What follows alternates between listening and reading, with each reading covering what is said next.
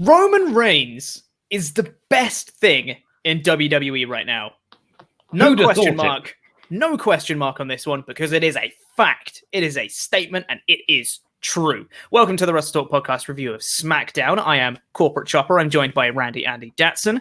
If you're watching on YouTube, you are probably. Hit the like and the subscribe, do the thing and press the bell for the notifications. Are you tired? I'm absolutely delirious this morning, buddy. I had terrible sleep last night.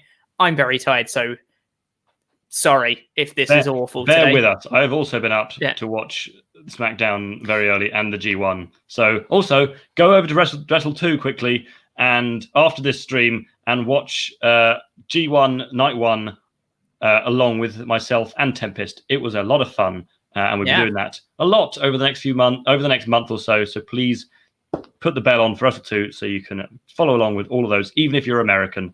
I know they're in the middle of the night, but still watch. But it's the G1, so it's probably worth it. But first things first, let's talk about Roman Reigns because he's the best. There was for starters, first thing on this show that I thought was really good was a video package during the show, which was about kind of the history of Roman Reigns and Jey Uso's family. And, it's stuff that people know, Rikishi is in it. The Rock is in it. The Wild Samoans, Yokozuna, people know these people are part of their family, but it was really nice for Paul Heyman, who I believe used to travel on the road with the Wild Samoans, I want to say. Well, he was Rikishi's manager for a brief period of time. Yeah, he's very intrinsically linked with the Samoan dynasty. And it was really cool. His voiceover, I don't know what it was about this video package in particular, whether it was Heyman's voiceover, the music they used for it, the images they had. I don't know what it was, but something really evoked something in me. I felt so into this video package. It was so beautifully done. I mean, it's not a hot take to say WWE have very good video packages, but this I think was exceptionally done. Just talking about the link between Roman and Jey, how they've been perceived in their own family and how they're living up to their expectations and what they're expected to do and how come Clash of Champions, Gold Rush, it's going to be, it's going to be a slaughter basically.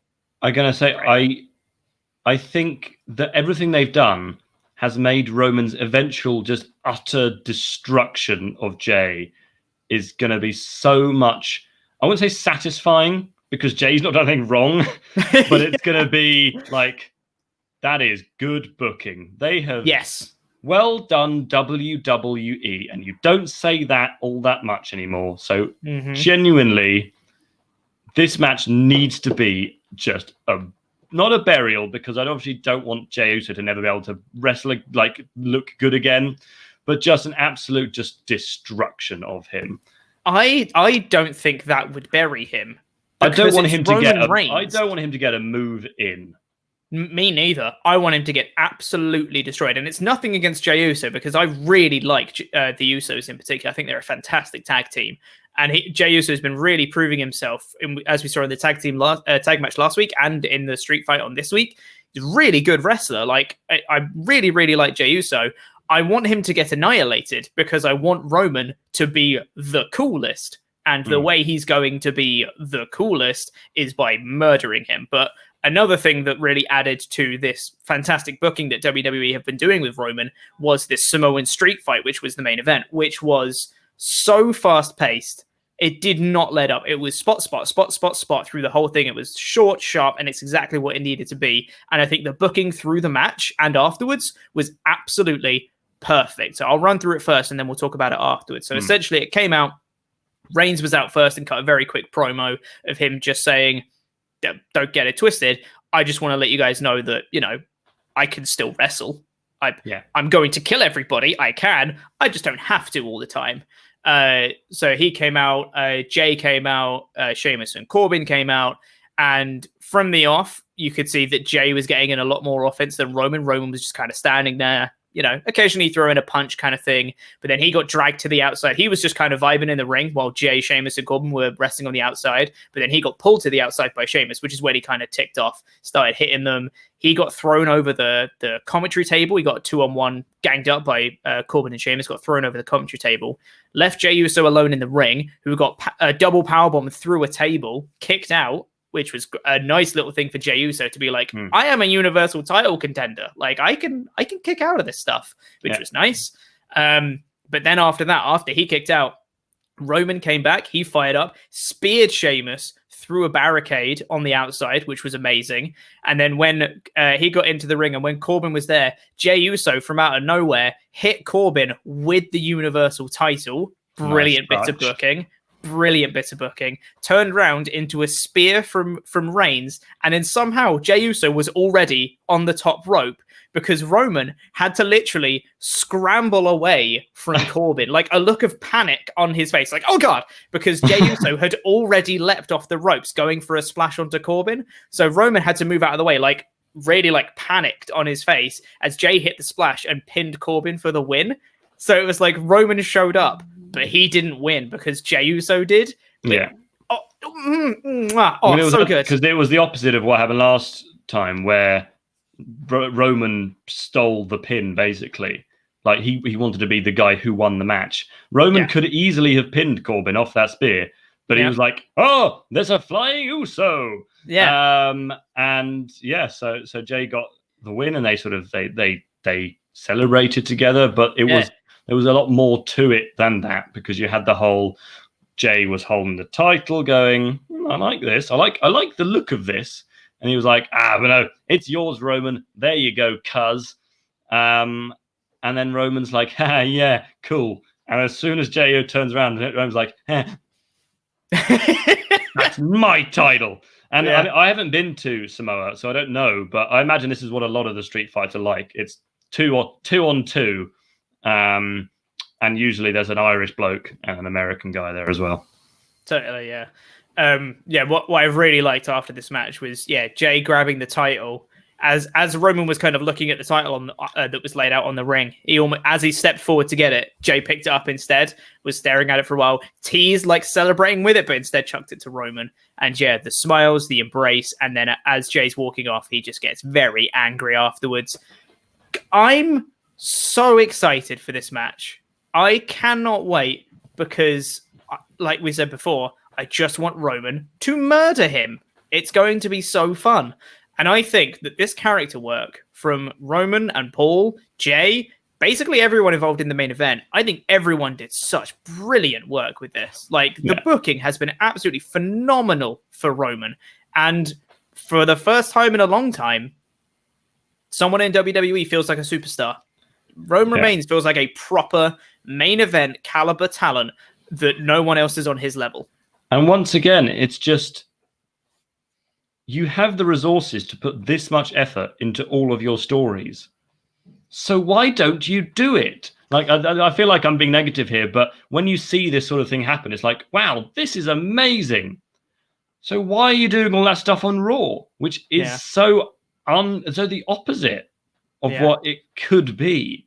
Yeah. It is kind of baffling, but I will say at the same time, this isn't just because WWE want this to happen, so this is happening. This is really good work from Roman as well. Like, I don't think anyone would be able to do it. I think Roman's presence, his history, Paul Heyman, that whole combination, it's really good work from everyone. So I don't think it's just like, well, WWE are pushing him, so I guess this is like the cool act now. Like, Roman's making it cool, I think. And you'll have, many people will have watched, if you haven't, go back and watch Pete's news review earlier. But the sort of story from Meltzer is that they're trying to push Roman as a Heyman guy, but as far away from being like Brock as possible, which is the right thing to do. Absolutely. And you saw it in this episode. Roman cut his own promo. Heyman didn't say a word. He didn't even introduce Roman. Heyman had the mic and he just handed it to Roman, who cut the promo. Like, that's completely opposite to what Lesnar would do. Lesnar doesn't say a word. It's genuinely, I'm a mark for Roman Reigns now. I genuinely, like, this is amazing. I'm so invested in him, in his character, this match at Clash of Champions, where he's going to go afterwards. I'm all in on Roman right now. I'm so excited for him. They're booking him brilliantly, better than they've booked basically anything else in a long time. Because The Fiend was comparable until they hit his first roadblock, which was Hell in a Cell last year. Because the SummerSlam match didn't really count because that was more of an angle. This was that's like Roman's, return at SummerSlam, or the payback match is the equivalent to the Fiend's SummerSlam match. It was his first title match where they screwed him up. So I'm hoping at Clash of Champions, this is where they're going to really solidify Roman as the guy in WWE. And I'm going to love it, which is going to be so weird. End of the line. End of the line. Yes. No, yes. Just really genuinely looking forward to a WWE pay-per-view match for... I wouldn't say that it's not like I haven't looked forward to other matches, but this is what I'm thinking like, wow, I really have to watch this. Yeah, exactly. Like if I was a fan, I feel like I have to buy this pay-per-view. I have to watch this match. Like this is something that would make me buy it if I was just a casual fan. Yeah, it's amazing. Can't say enough good things about it. No.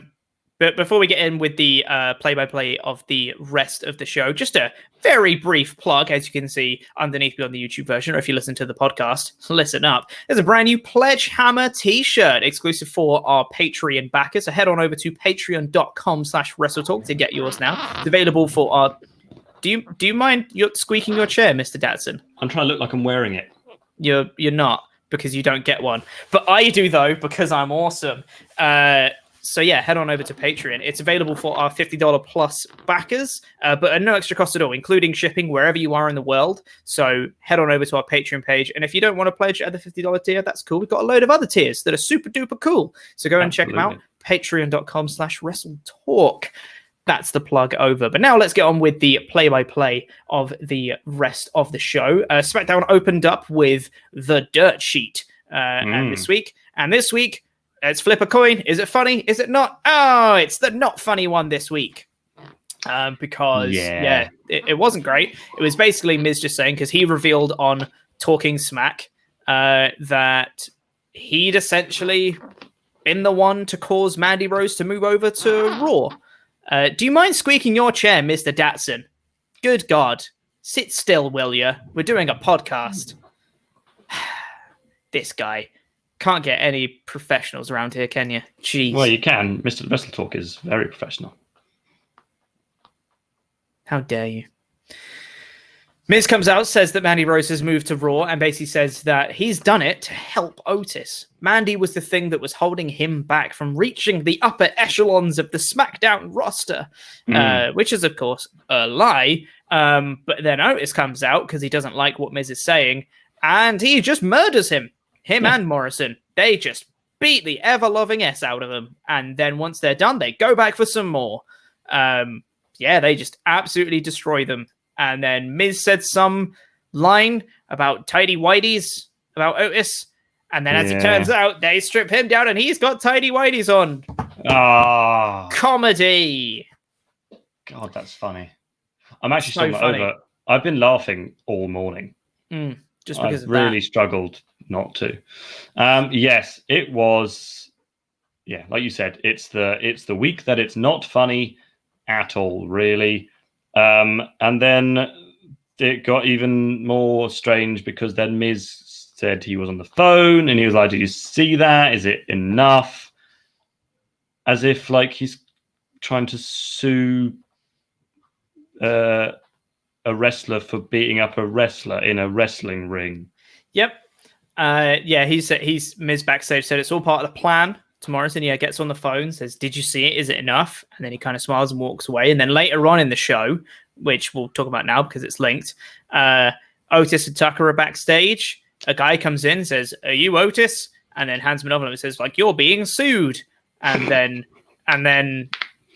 Tucker he says, "You're being served." Quite a funny line from Otis, actually. He said, "You're being served. What are you serving? A hot dish?" It's good. Like it, Otis. It's quite funny.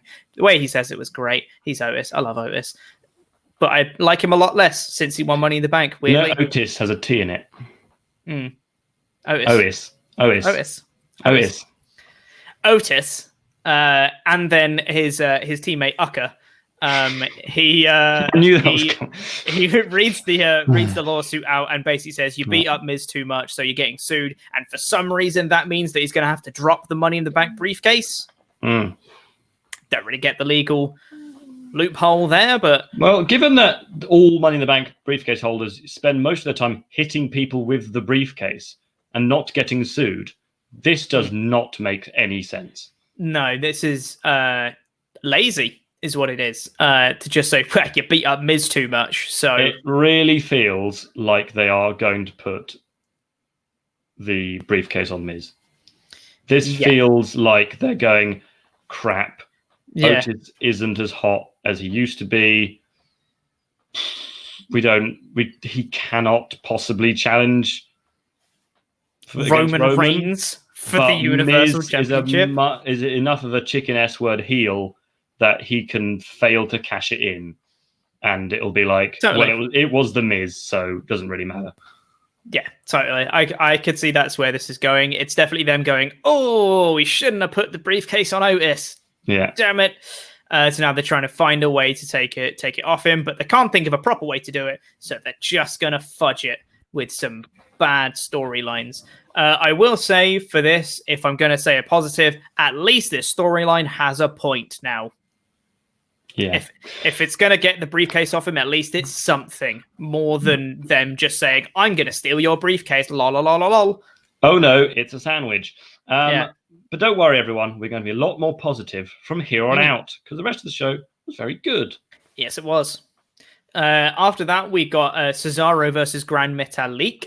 And continuing the tag team dissension, because that's WWE's MO right now, Kalisto and Lindsay Dorado on the outside are arguing about tips for Gran Metalik, and Gran Metalik's like, who do I listen to out of Kalisto and Lindsay Dorado? They start arguing together. They both get ejected because for some reason they get up on the apron to argue to each other. Whatever. WWE. And then, they both get ejected from ringside. And then after an ad break, Cesaro wins. He just beats Gran Metalik.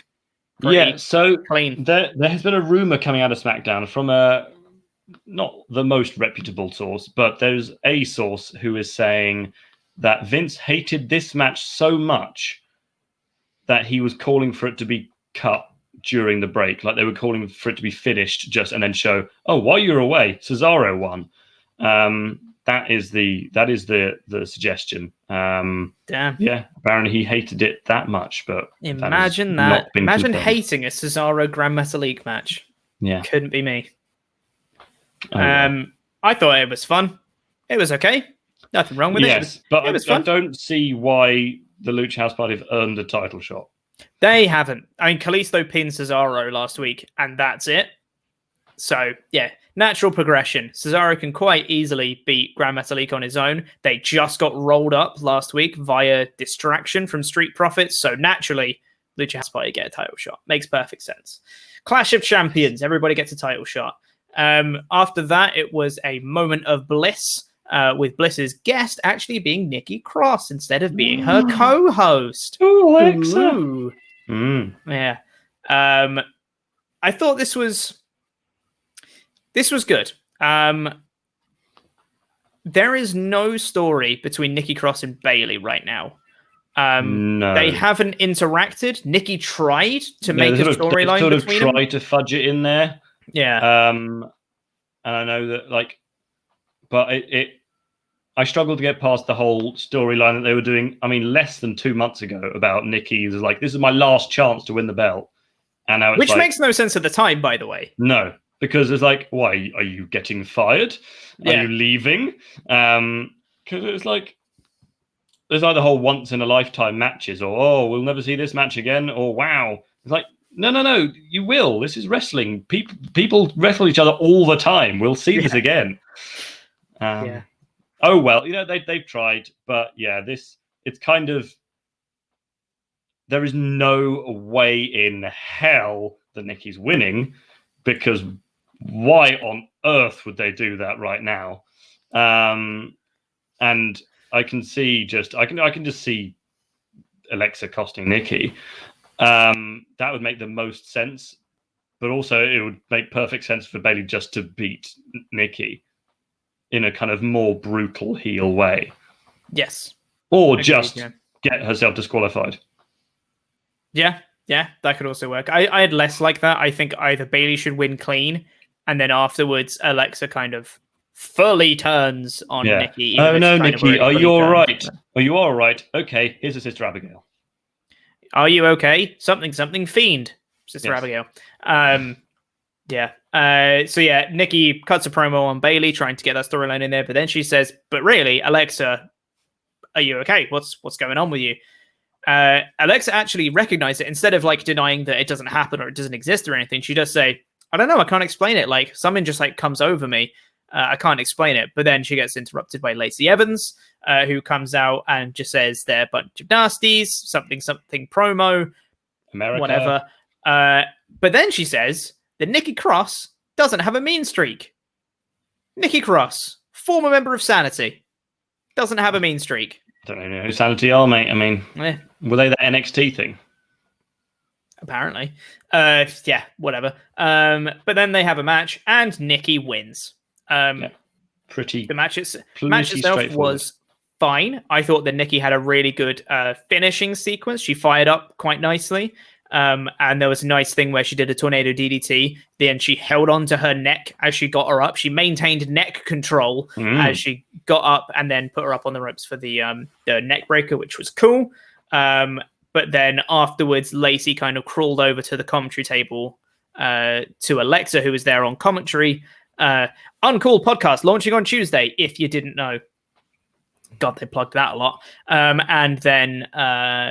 Lacey said to Alexa, "Oh, what, are you going to go get the Fiend?" And then Alexa had that glazed expression again. She gets up, hits her sister Abigail on Lacey Evans, and then walks out. I like the story. I do really like the story. I want something else to happen now.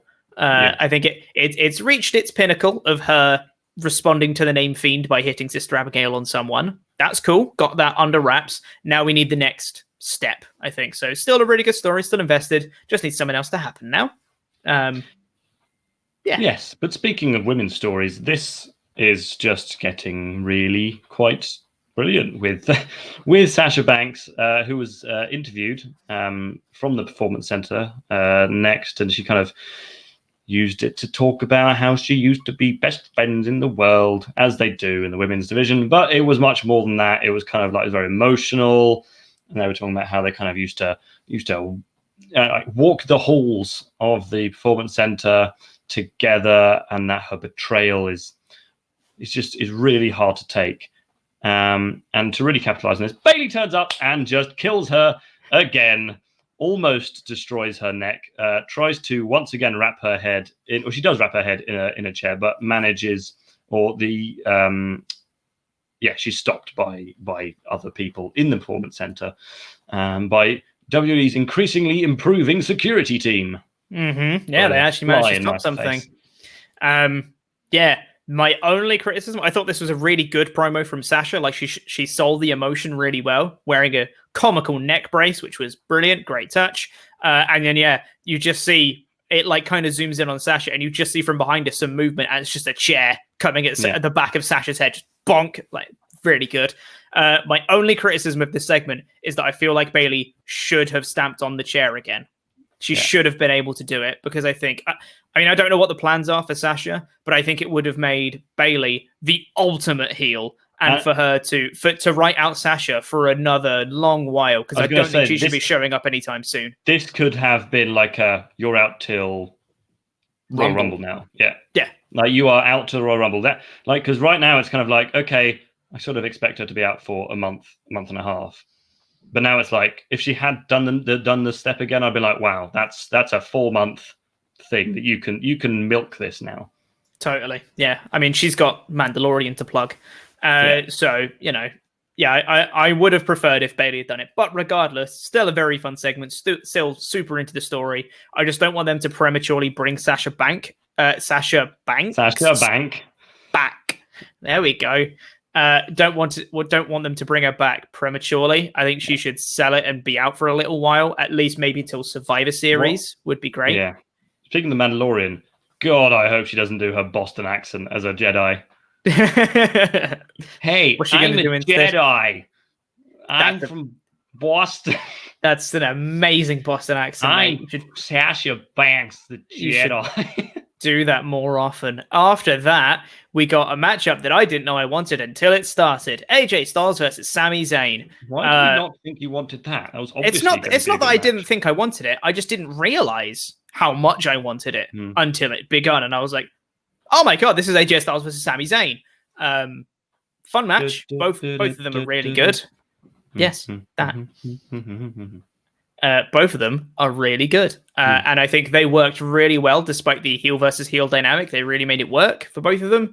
The finish I thought was perfect because basically the whole character of Sami Zayn is that no one respects him, and he goes for the tights on a roll-up, and the referee spots it, and then immediately AJ Styles gets him in a roll-up, uses the tights, and the referee doesn't spot it, which is just... inconsistency, refs. I know, but... brilliant for the story, though, because Sami Zayn's just been screwed over again. He's got very legitimate grievances with basically everything that's happening. And then afterwards, Jeff Hardy comes out and just beats them both up because he can. Yes, and it's going to be a triple threat ladder match at Clash of Champions. My God, Jeff's pullback. He is going through a ladder. Oh, man. And he's... I don't know. As much as that's going to be cool, I'm really worried about his back now. Yeah, and he's like signed a 3-year contract with extension with WWE. Will he last? Are taking bets. 2023. You'll see him take another one of those bumps like at Hell in a Cell where he swung down through the table. Thoroughly excited for that triple threat Clash. I think that's going to be really fun. Really like that story that they've been telling. Up to be a genuinely great show, which is not something I would have thought a few weeks ago. Yeah, exactly. Then we had the backstage segment of Otis being sued, and then Big E backstage. It's Sheamus and Corbin first. They're talking about how much Corbin's scepter is going to hurt, and then Sheamus sees the security guy that he kind of had helped him hoodwink Big E a couple of weeks ago to try and get him out to the parking lot where he got assaulted by Sheamus. He spots him and he's like, "Oh, thanks for doing that, by the way. If you want anything, let me know." And the guy's like, "Oh yeah, by the way, your car's getting towed." And Sheamus goes out there, and the person that's towing away Sheamus's car, it's Big E. He's back. And Big E, he tries to get his hands on Sheamus, who runs away because he's still got his main event to have. But he beats the ever-loving piss out of the guy that tricked him in the first place. He beats him up around the cars, belly to bellies him through a windshield, and then puts him in the trunk of a car. Serious Big E is one of my favorite wrestlers. He's so good. I'm not saying that charismatic Big E is bad, but I think having charismatic, like, silly Big E means that when he switches it up to serious, even more so, you go, "Oh my God." Yeah, he can carry with him a level of intensity that very few people can. And it's not like obviously there are probably people who are better in the ring than Big E and like better, like just overall ring performers, but there are very few people who can bring with them the brilliant in-ring work and just the level of sheer intensity that he can bring. I don't know if it's just because he is so massive and he's just got the body of a Greek god, but he can just, and the way he cuts his promos and the way he does his eyes when he does his promos. I love Big E, and as much as I love the New Day, this should be his character for a long time. Yes, absolutely. Yes. I'm very excited to see where Big E goes from here. Kofi was supposed to be back, I'm pretty sure. At this point, he said he was going to be out 6 weeks, but not complaining. No, that's fine. I just want Big E to do more stuff. And then after that, it was the main event, which we spoke about earlier with Roman and Jay versus Sheamus and Corbin. So overall, I thought this was a pretty good show. I thought that all the stories that were on the show were furthered in some way, even if not all the stories are great. You know, the Otis and Miz one's dragging a little bit, but they all got furthered. They were all referenced. Everything kind of was good, if not great. Super into the Roman stuff. Really looking forward to Clash of Champions, which is really what it's all about. I gave this a 4 out of 5. 100% agree. Yeah, no, it was just the Miz stuff that really kind of. Yeah. I mean, I don't think I would have ever given it a 5 out of 5, but like, a sort of a low 4 out of 5 to mid low 4 low to mid 4 out of 5, just because that Miz stuff was a bit of a bummer, because it's like, right, okay, cool, you're wearing pants. Yeah, you are wearing tighty whities. But now we need to say thank you to some very special people, and those are our $25 and above pledge hammers on Patreon. Speaking of Patreon, we've got a new t-shirt. Go buy it. Thanks. Wow. Patreon.com/WrestleTalk. Amazing. If you pledge at the $25 or above tier, you get your own custom wrestling nickname, and it gets read out on a show, much like this one. So thank you very much to the beauty, not the beast, Lynn Bell. Woo! Thank you. The King, Zachary McKinley. Woo! Thank you very much. Let's have a drink, Chris Merriman. Woo! Thank you. Jordan, don't you dare call me Mountain Dew. Woo! Yes, thank you very much. All-Star Chuck Turner. Woo! Thank you. Duncan, just Duncan. Woo! Yeah, thank you. Angelic Angelo Mercado. Woo! Oh, he is angelic. Ari and Shifra, the Boozerweights. Woo! Yes, thank you very much. Butter me up, Soren Nord. Woo! Yeah, we will. Thank you. This is some kind of Patreon shout out. Nate, drop surname. Woo! Yes, thank you. Peter Fiber Brantuas. Woo! Thank you. And finally, Chris Hellfire Brimstone.